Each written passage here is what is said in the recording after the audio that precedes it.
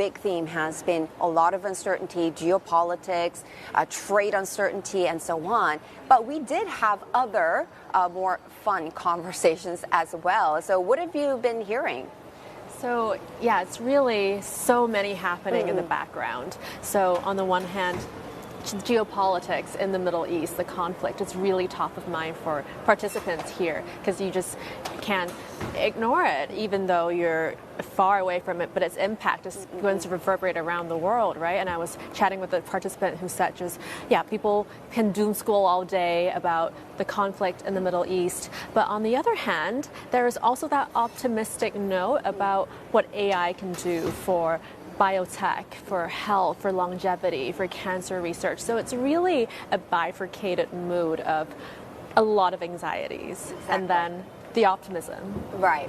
And this is actually one interesting conversation that I do want to bring up. So I spoke to the chairman of ACWA Power. So this is power generation and water desalination, a company in Saudi Arabia, and doing a lot of business and betting big on the Chinese market as well. And when we hear power, we're thinking about, these are power-hungry AI centers and how China is set up for that kind of demand as well. So let's first take a listen to what he had to say in terms of the demand picture for renewable energy in China. China also done something very smart, similar to Saudi Arabia, that when you want to go in this renewable, you need to invest in grid.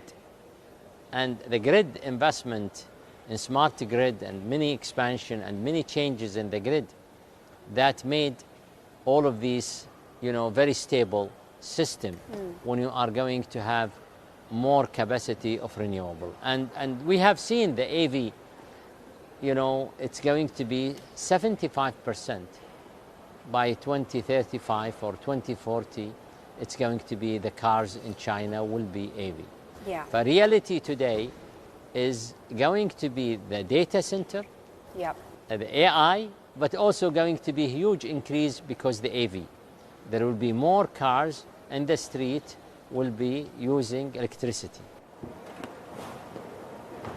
So that is the chairman of ACWA, or ACWA, Mr. Mohammad Abdullah, speaking about the demand picture for renewable energy in China. And of course, he has really invested a lot in China for his entry into China, so he sounds very bullish about that. But of course, recently, I'm thinking about what Elon Musk said on CNBC, talking about how ready China is in terms of power generation, relatively speaking to other countries as well. But that's really a big theme that we shouldn't really rule out at the moment.